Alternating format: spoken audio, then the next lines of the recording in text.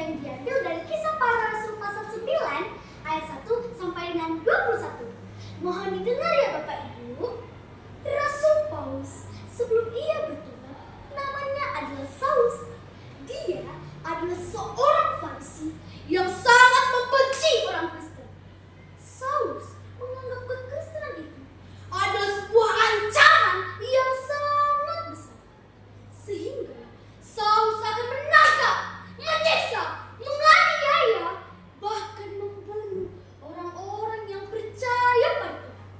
Suatu saat, Saulus pergi menghadap imam besar untuk mengambil sebuah surat pasal supaya ia dapat membawa lebih banyak orang-orang percaya dan dibawa ke Yerusalem.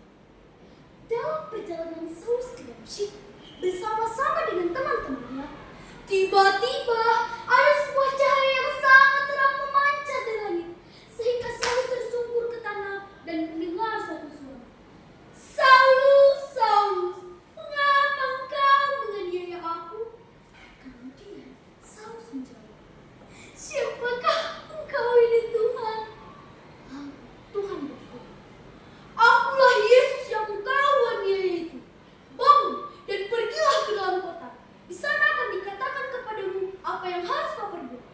Pada saat itu, teman-teman yang berada di sekitar itu merasa terheran-heran karena mereka memang mendengar suara, namun tidak melihat siapa yang mengatakannya.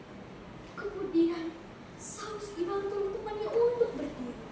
Seketika Saulus hendak membuka matanya, ia sudah tidak dapat melihat apa-apa lagi, Bapak Ibu. Saulus dalam keadaan buta. Teman-temannya yang melihat kejadian itu harus menuntun Saulus masuk ke dalam kota Damsyik.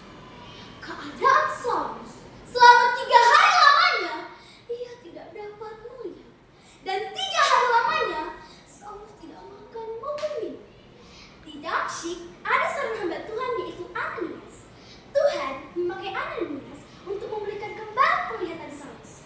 Firman Tuhan, "Ananias, pergilah ke jalan yang bernama Jalan Lurus, dan jangan di rumah ada seorang dari Tarsus bernama Saulus." Namun Ananias menjawab, "Tuhan, dari banyaknya orang telah mendengar tentang orang itu, betapa banyak kejahatan yang ia lakukan kepada orang-orang kudus-Mu. Dan Saulus datang kemari dengan membawa pusaka penuh dari kepala imam-imam, supaya ia dapat menghakimi orang yang percaya pada Dia." Namun Tuhan menjawab, "Pergilah, sebab orang ini adalah alat pilihan baru. Aku sendiri akan menunjukkan kepadanya betapa banyak penderitaan yang harus ia tanggung oleh karena-Mu." Setelah perkataan Yesus, Ananias pergi. Pada saat itu, Saulus sedang berdoa. Ia mendapat sebuah penglihatan bahwa akan ada seseorang yang datang, lalu masuk dan menumpangkan tangan padanya. Pada saat itu, Ananias menghampiri Yudas, kemudian ia masuk dan menumpangkan tangan pada Saulus. "Saulus, saudaraku, Tuhan yang telah menampakkan diri kepadamu telah menyuruh aku kepadamu supaya engkau dapat melihat lagi dengan penuh Roh Kudus."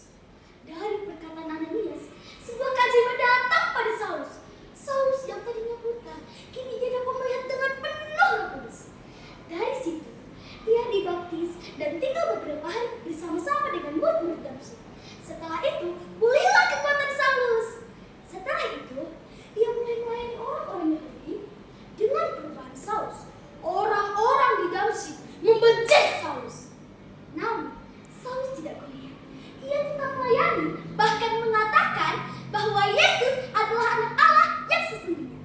Dari situ, ia memiliki banyak pengaruh di Damsyik, sehingga ia menggunakan nama namanya, yaitu Rasul Paulus.